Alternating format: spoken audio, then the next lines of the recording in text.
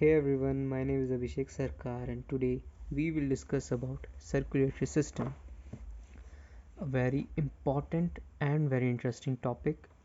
Circulatory system is a system that includes your heart, your blood vessels and blood which is circulated throughout the entire body. Okay, so why is it necessary to have a circulatory system? Why is it needed? Many of us may wonder this question. See, it is needed because many important nutrients, hormones, oxygen are transported to the cells and removal of CO2 from the cells are done in this system. Okay, the majority function or the most important function is done by our heart. Our heart is also called as engine of our body because it pumps blood. All right, so let us understand more about our heart. Our heart is a four-chambered heart.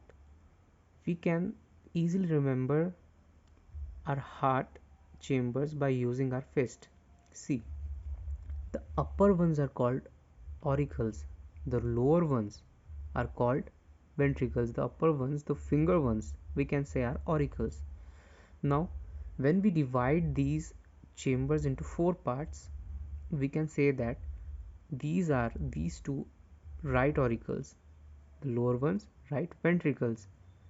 Here, the left side we have left auricles and to the down we have left ventricles. Okay, these four chambers, the right sides, these four chambers have deoxygenated and oxygenated blood.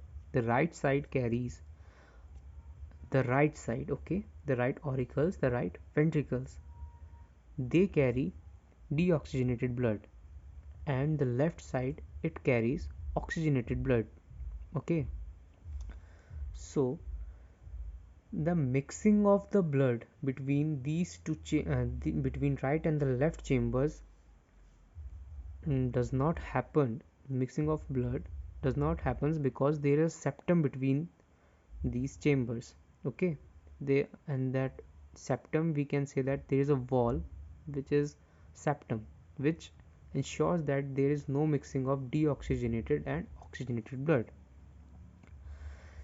See, this deoxygenated blood from the right auricle, right ventricle, this blood goes to the lungs, and where gaseous exchange happens and oxygenated blood is sent to left auricle, from where the left ventricle from left auricle it goes to left ventricle, and from there it is sent to entire body.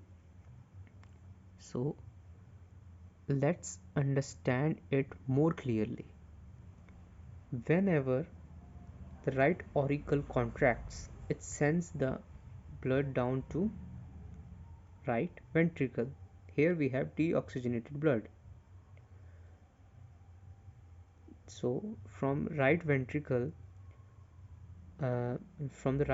there is a pulmonary artery which goes to the lungs and which carries deoxygenated blood to the lungs, from where oxygenated blood is sent to left auricle via pulmonary vein, which is then sent to left ventricle, down here to left ventricle, and from left ventricle the oxygenated blood is sent to aorta, from where the oxygenated blood is sent all over the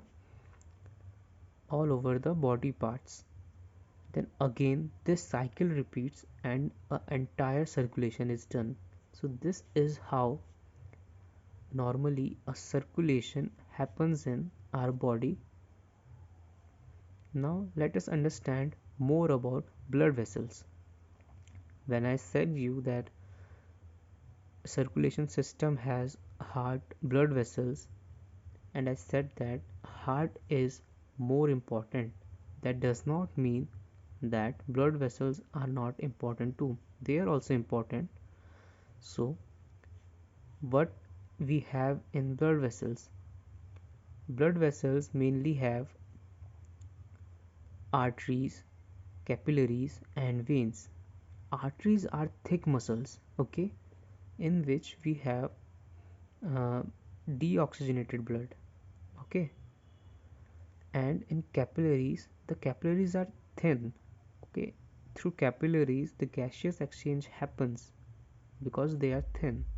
And in veins, the veins, they carry 75% of your blood, and they also brings blood to your heart, uh, majority of your blood to your heart. Thank you.